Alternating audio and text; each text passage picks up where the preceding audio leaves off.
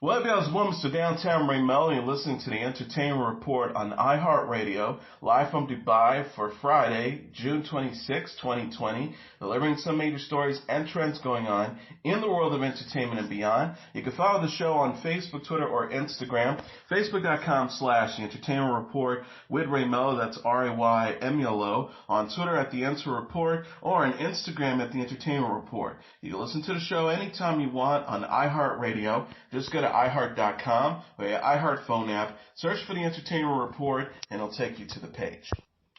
Elizabeth Banks will play the iconic character Miss Frizzle in the Magic School Bus film. Deadline reported Thursday that Banks will star in and produce the new live-action hybrid movie. The film is based on Scholastic Magic School Bus series by Joanna Cole, which was previously adapted as an animated TV series in the 1990s. The series follows Miss Frizzle and her class as they take educational field trips that explore science. Universal Pictures, Banks Brownstone Productions, and Mark Platt are developing the project. Banks will produce with Platt, Max Handelman, Iola Chuse, Caitlin Friedman, and Adam Siegel. Lucchese said in a statement, "We're delighted to bring to life the iconic Miss Frizzle and her zest for knowledge and adventure in a fresh new way that inspires the next generation of kids to explore science and supports the dedicated teachers who help make science real and accessible for young learners every day." Lily Tomlin voiced Miss Frizzle in the PBS animated TV series. Netflix released an animated sequel series, The Magic School Bus Rides Again, featuring Kate McKinnon as Miss Frizzle's sister Fiona in 2017. Banks recently starred with Cate Blanchett in the miniseries Mrs. America, which premiered on FX on Hulu in April. She will star with Anthony Mackie in the upcoming film Signal Hall. STX Entertainment is giving a glimpse of the new film Greenland. The studio shared a first trailer for the disaster thriller Thursday featuring Gerard Butler as John Garrity, a husband and father who tries to save his family from an extinction-level event. The preview shows John, played by Butler, his estranged wife Allison, played by Morena Baccarin, and their young son Nathan, played by Roger Dale Floyd, make a perilous journey to a group of bunkers in Greenland as a planet-killing comet heads to Earth. Greenland is directed by Rick Roman Vogue and co-star Scott Glenn, Andrew Batchelor, and David Denman. The film is produced by Basil Imleck of the John Wick franchise. In an interview with Entertainment Weekly, Butler says Greenland begins as an almost simple family drama and becomes a fight for survival. He says it becomes this road trip to save themselves and also what they experience along the way and how it is the rest of humanity dealing with this. Ultimately, it feels like this journey into love and support and connections and understanding what really is important in life. Greenland opens in theaters on August 14th. Michael Shannon, Kate Hudson, Don Johnson, and Divine Joy Randolph are set to star in the upcoming comedy film Schriver, based on the novel of the same name by author Chris Belden. Michael Barron is writing and directing the adaptation. Zach Braff, Jimmy Simpson, Mark Boone Jr., and Asia Naomi King also star. Schreiber is set in small-town liberal arts college that thinks it has found a long-lost famous writer known as Schreiber. The synopsis reads, the college invites the author to a writer's conference. However, Schreiber, that was discovered, is actually a handyman who has never read a book and has trouble distinguishing between his imagination and reality. Schreiber still accepts the invitation, but eventually runs into the real writer. The project will resume production soon after the COVID-19 pandemic halted filming. No release date has been set yet. The streaming service HBO Max announced it has signed an overall deal with Marlon Wayans to include a stand-up comedy special, a scripted series, and future production projects. HBO Max, which launched in May, said the deal with Wayans includes a half-long stand-up special, a multi-act comedy special that he's slated to host. The deal also includes a half-hour scripted comedy. Book of Marlon stars Wayans as a fictionalized version of himself. Wayans serves as a co-creator of the series with Rick Alvarez, who co-wrote the series pilot with Wayans. The streaming service says the overall deal also includes first look at Wayans' future scripted and unscripted projects. Susan Makos, the Executive Vice President of Original Comedy and Animation for HBO Max, says Marlon is a triple threat with an impressive resume that speaks to his acting talents and comedy prowess. We are thrilled to have his unique voice and comedic vision to join our growing family of creators. Wayans heralded the deal in a post on his Instagram post. He wrote, "Looking forward to shepherding great projects for myself and others. This will be fruitful." HBO Max previously announced deals for new comedy specials from Chelsea Handler, Tracy Morgan, John Early, Rose Matafeo, and Ahir Shah. The service also signed a deal for 5 comedy specials produced by Conan O'Brien's Team Coco. Peacock is giving a glimpse of its series Brave New World. The streaming service shared a new trailer for the series Thursday featuring an introduction from Jessica Brown, Finlay, Harry Lloyd, Aiden Enrich, Kylie Burnberry, and other stars. The preview shows an outsider, John the Savage, played by Enrich, disrupt the seemingly perfect society of New London, and exposes the dark side of the utopian city. John asks, "I've been watching you people. If this place is so perfect, why is it upside down?" Brave New World is based on the Aldous Huxley novel of the same name. The series features David Weiner as showrunner and executive producer, and co-stars Hannah John Kamen, Sen Matisui, Joseph Morgan, Nina Sosanya, and Demi Moore.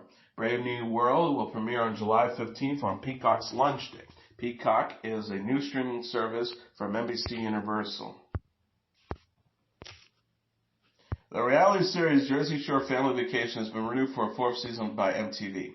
Star Mike The Situation Sorrentino confirmed the renewal on Twitter Thursday by linking the news article. Sorrentino referencing to his nickname, "We have a great situation." Jersey Shore Family Vacation wrapped up its 3rd season last Thursday.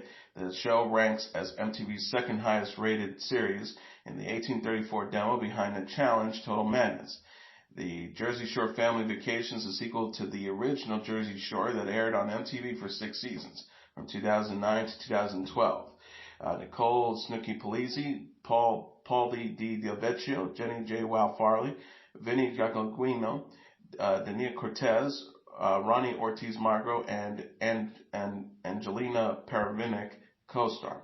Polizzi announced in February, however, she will not return for a 4th season. She said on the Ellen DeGeneres show, "I basically have to just think about my kids and where I'm at in my life right now.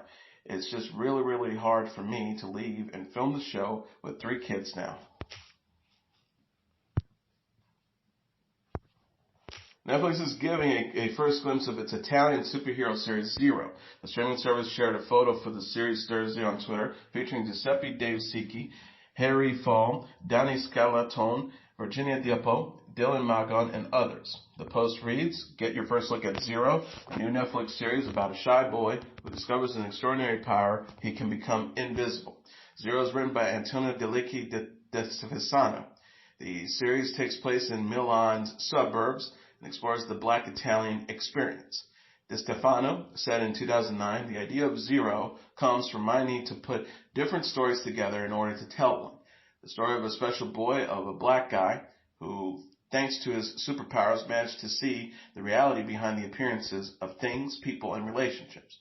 In an Instagram post Thursday, Stefano celebrated how Zero features a black lead who is not a drug or other stereotypes embodying defeat and deprivation. He says the series is a step towards change. Netflix has yet to announce a premiere date for Zero.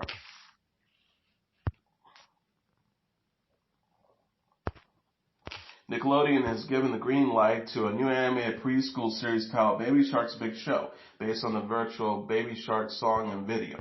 Nickelodeon will first debut Baby Shark's Big Show with the holiday special that will air in December. The series will then follow with 26 half-hour episodes in 2021. Baby Shark's Big Show will follow Baby Shark and his best friend William as they embark on comedic adventures around Carnivore Cove. The duo will meet new friends and perform original songs. Gary Doodles DeRaffelli and Tommy Sia of Breadwinners are serving as executive producer. Whitney Rawls is serving as a co-executive producer. Nickelodeon Animation Studios is co-producing the series with Smart Study, the entertainment company behind Pink Fong brand that launched Baby Shark on YouTube in June 2016. Pink Fong's Baby Shark video has amassed over 5 billion views. Ramsey Natio, the executive vice president of Nickelodeon Animation Production Development, said in a statement, "Having the opportunity to dive deeper into this incredible world and create all new storylines has been extremely exciting, and our head of preschool, Eric Casimiro, and his team can't wait to help grow the Baby Shark universe and fan base with an amazing new series that captures the heart and spirit of this beloved property." Jenny Slate and Kristen Bell announced on Instagram they will no longer voice biracial characters on Big Mouth and Central Park.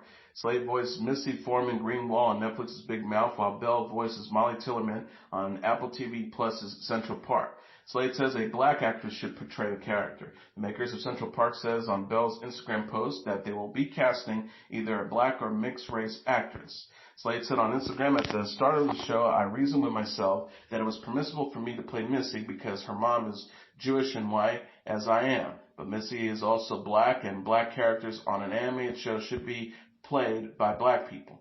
I acknowledge how my original reasoning was flawed, that it existed as an example of white privilege and unjust allowances made within a system of societal white supremacy, that in me playing Missy, I was engaging in an act of injury of black people. Ending my portrayal of Missy is one step in a lifelong process of uncovering the racism in my actions." Slate finished her message by apologizing and stating that she will continue to engage in anti-racist actions. Bell on Instagram released a statement from the makers of Central Park, who apologized, said that Bell will take on a different role and vowed to add more diversity to their production team. Bell captioned the post, "Playing the character of Molly on Central Park shows a lack of awareness of my pervasive privilege. Casting a mixed race character with a white actress undermines the specific of the mixed and black American experience. It was wrong, and we on the Central Park team are pledging to make it right. I'm happy to relinquish this role to someone who can give a much more accurate portrayal, and I will commit to learning, growing, and doing my part for equality and inclusion." Jon Stewart believes the coronavirus pandemic allowed the United States to gain clarity on racism. The 57-year-old comedian and television personality appeared on Wednesday's episode of The Late Show with Stephen Colbert, where he discussed George Floyd's death and the subsequent protests and conversations about racial injustice. Floyd, the 46-year-old black man, died on May 25th in Minneapolis, Minnesota, while being restrained by a police officer who knelt on his neck. On The Late Show, Stewart suggested that the COVID-19 health crisis gave people the time and space to reflect on the, quote, "the gaping racial wound we never seem to do anything about." The former Daily Show host says, "In some respects, I wonder if the pandemic, because we all went into kind of a stasis and so much of the distractions of your daily life were removed, that it allowed the country to have a moment of clarity." He says, "It's almost like in this moment of more quiet reflection, America suddenly stopped and smelled the racism. There was that feeling that we were in a moment's pause, and at one breath, maybe it suddenly became clear to us." Stewart says the biggest challenge to change has always been our inability to understand that it's not just about ending segregation. It's about dismantling the barriers. He says black people have spent years fighting for equality as white people built equity. Stewart says the disparity then between a lack of equality and the rise of equity just exacerbate. The disparity then between a lack of equality and a rising of equity just exacerbate. Stewart examined how past legislations like the Homestead Act, New Deal, and GI Bill excluded black people while helping white people gain more equity. He said, "I think equality will once again, the community can gain the equity that has been taken from them. That to me feels like the root." Stewart also discussed why he believes former Vice President Joe Biden would make a better president than Donald Trump. The mother of ER actress Vanessa Marquez filed a wrongful death suit against the officers at a California police department after she was fatally shot by police in 2018. The lawsuit filed by Delia McFresh alleges officers with the city of South Pasadena who responded to a welfare check acted in a negligent and reckless manner. Vicky Sarmiento, one of the lawyers on behalf of McFresh, says this is exactly the kind of lethal and unnecessary police action that has led so many in the country to call out for police reform. Paramedics were called to Marquez's home in August 2018, receiving reports that she was having seizures. The suit states that even though the call was for medical assistance and specifically requested a response by paramedics with the South Pasadena Fire Department, several fully armed police officers responded instead of the suit states. The suit further states that officers entered Marquez's home without probable cause or circumstances and tried to remove her from the home after she refused to go to the hospital. It also claims that officers falsely claimed that Ms. Marquez pointed a gun at him and then at her before they shot and killed her, although police later said she was carrying a BB gun. Two officers then fired at Marquez, striking her in the torso. She was transported to the hospital where she died hours later.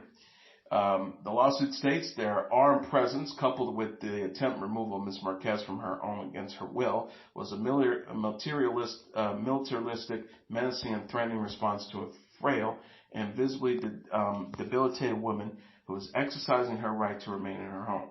Ms. Marquez's death was the result of overreacting, excessive use of force, and gross mishandling of the situation. In 2017, Marquez accused actor George Clooney of blacklisting her after she accused their male ER co-stars of sexual misconduct, a claim Clooney has denied. Disney announced on Thursday that the Splash Mountain ride will be completely reimagined following an online petition highlighting the ride's original connection to a film featuring offensive portrayals of African Americans. The company says the rides at both the East and West Coast parks, which concurrently features characters from the 1946 film Song of the South, will be transitioned into a new theme inspired by the 2009 animated film The Princess and the Frog. Disney says Splash Mountain, both at Disneyland parks in California and Magic Kingdom Park in Florida, will soon be completely reimagined. The theme is inspired by an all-time favorite animated Disney film, The Princess and the Frog. The decision follows an online petition that received more than 21,000 signatures calling on Disney to change the theme of the rides. The petition states, while the ride is considered a beloved classic, its history and storyline are steeped in extremely problematic and stereotypical racist tropes. There is a need for diversity in the parks, and this could help fill that need. The Song of the South has long been criticized for its racial portrayals of black people in the American South. The company has ceased screening and production of the film for decades, most recently choosing not to include it in its Disney Plus streaming library. The 2009 film The Princess and the Frog features Tiana, a black woman in New Orleans who dreams of opening her own restaurant before meeting Prince Naveen, a black man who has been transformed into a frog.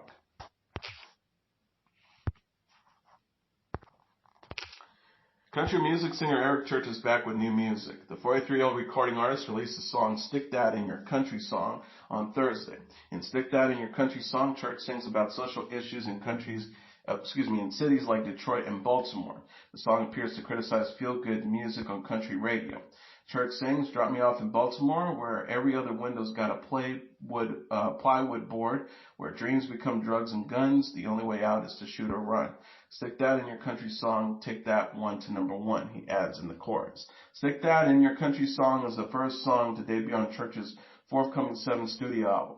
The singer's most recent album, Desperate Man, was released in 2018. In April, Church performed during a Stagecoach, a virtual version of the Stagecoach, a virtual version of the Stagecoach Music Festival after the music festival was canceled due to the coronavirus pandemic. Country music group the Dixie Chicks have changed its name to the Chicks. The band unveiled the new name Thursday on social media and released a new song, March March. The Chicks have yet to issue a statement on the name change. The change follows pressure from those who object to Dixie as a nostalgic nickname for the South, specifically the state that has composed the Confederacy. The March March music video features footage from protests throughout the years, including recent demonstrations over George Floyd's death. The video ends with the Chicks encouraging people to vote. In the video, it texts, "Use your vote, use your vote." March March appears on the Chicks' forthcoming 8th studio album, Glasslighter. The album also features the singles Glasslighter and Joanna Calm Down, and is slated for release on July 17th. Glasslighter is the Chicks' first album since Talking the Long Way, released in 2006. Fellow country music group Lady Antebellum changed its name to Lady A this month due to the word antebellum's association with the pre-Civil War South.